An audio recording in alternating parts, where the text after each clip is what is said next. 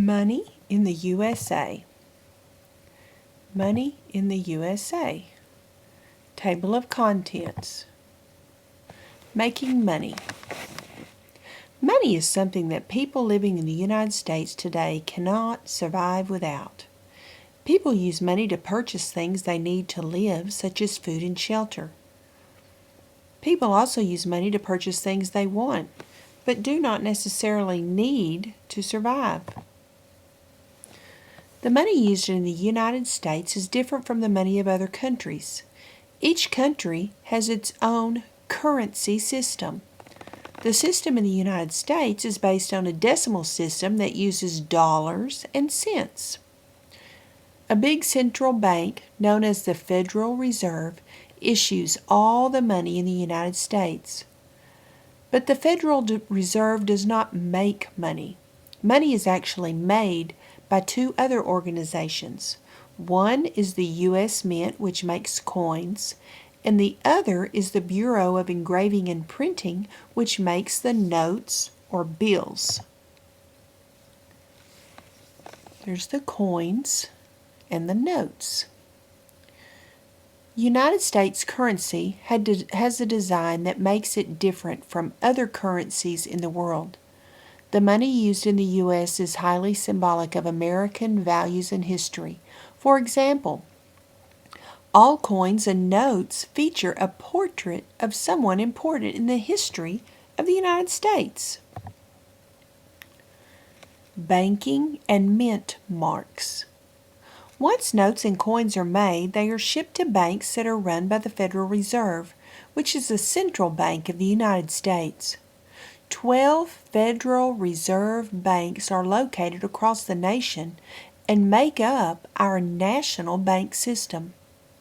Just as people might have a checking account at a private banks have checking accounts with the Federal Reserve banks. Private banks use these accounts to buy notes or coins whenever they need them for their customers. People cash checks and get change in banks through a teller. The U.S. Mint does not decide which coins to produce, and the Bureau of Engraving and Printing does not decide which notes to print. Neither has the authority to start or stop producing a unit of currency. The U.S. Mint produces between 11 billion and 20 billion coins each year, while the Bureau of Engraving and Printing produces about 37 million notes each day. Congress decides the denomination of the currency to be produced and circulated. Mint mark, year. Look at a U.S. dollar or coin and you can tell where it originated. All coins get a mint mark or letter code that tells where the coin was made. If you see a P on the front of a coin to the right of the portrait, the coin was minted in Philadelphia. A D means it came from Denver. An S from San Francisco. Dollar bills made before 1996 have a regional seal with the name of the Federal Reserve Bank that issued the note. Since 1996, notes show the Federal Reserve Bank of origin through a new seal that includes a letter and a number below the serial number. You can see the banks, the letter, and the number. Counterfeiting. Almost as soon as the Bureau of Engraving and Printing began producing notes, criminals began counterfeiting them. The U.S. Treasury created the Secret Service in 1865 to control counterfeiters. In the United States, counterfeiting is a federal crime that is punished by up to 15 years in prison. Advanced printing methods prompted the U.S. government to change the design of paper money in 1996 to stay ahead of counterfeiters. This was the first significant design change to paper money in 67 years.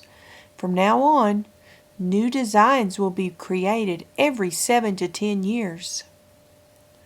Top is the U.S. $20 bill before 1996. Middle is the U.S. $20 bill between 1996 and 2003. The bottom is the U.S. $20 bill from 2004 to the present. Anyone can learn how to check whether or not notes are counterfeit. The 3 security features you can check to authenticate notes are watermarks, color shifting ink, and security thread. The watermark is a faint image on the background of a bill. Color shifting ink on the numeral in the corner of the bill changes color from copper to green when a note is tilted up and down.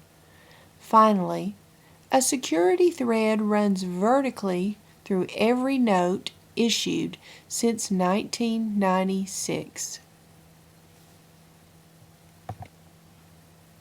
Paper money created since the redesign in 1996 still has the same historical figures and national symbols as the old series.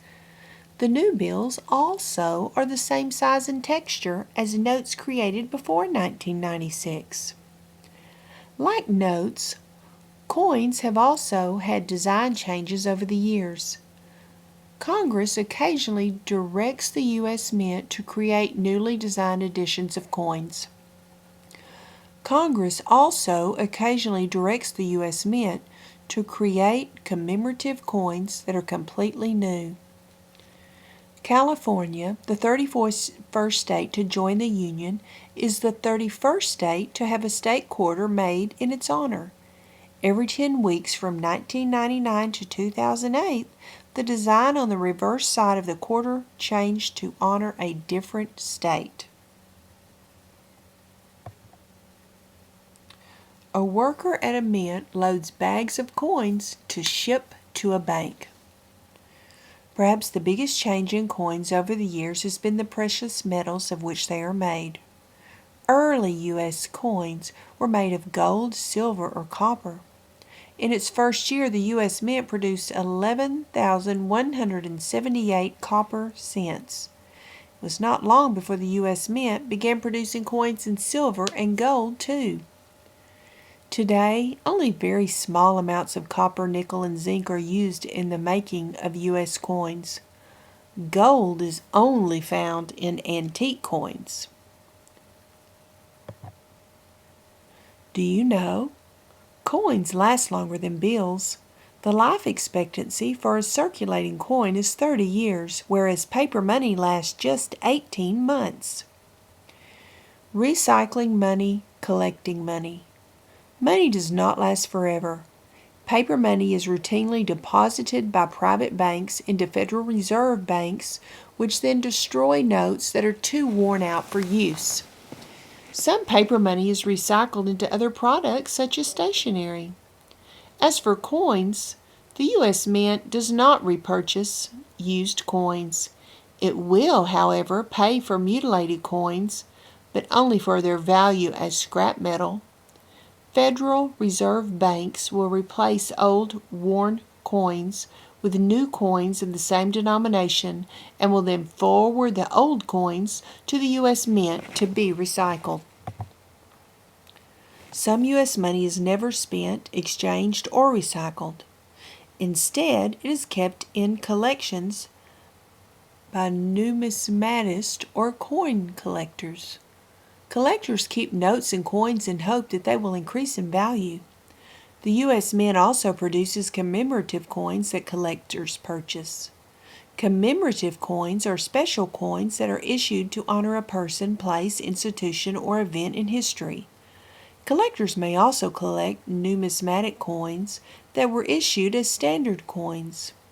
Commemorative and numismatic coins are valued by their rarity, condition, and age. The first U.S. commemorative coin featured Christopher Columbus. It was made to coincide with the World's Columbian Exposition in Chicago in 1893. Congress authorizes the U.S. Mint to produce commemorative coins. Congress decides who or what will be featured on commemorative coins as well as how many of these special coins will be produced. Commemorative coins are not produced for circulation. They can be used as legal tender, but their face value is not the same as their appraised value. For example, a 1935 Hudson, New York sesquicentennial half dollar has a face value of 50 cents, but was sold for $1 when it was first issued. Now it sells for between $1,000 and $5,000. Money made from the sale of commemorative coins is used to fund special projects. The restoration of the Statue of Liberty was partially funded by sales of commemorative coins that had a picture of the Statue of Liberty. Standardizing money. When our nation was first formed, its economy depended largely on a mixture of foreign coins. Beginning in 1775, the Continental Congress issued currency to pay for the Revolutionary War. These notes, called Continentals, quickly became devalued because they were easily counterfeited and were not backed by gold or silver.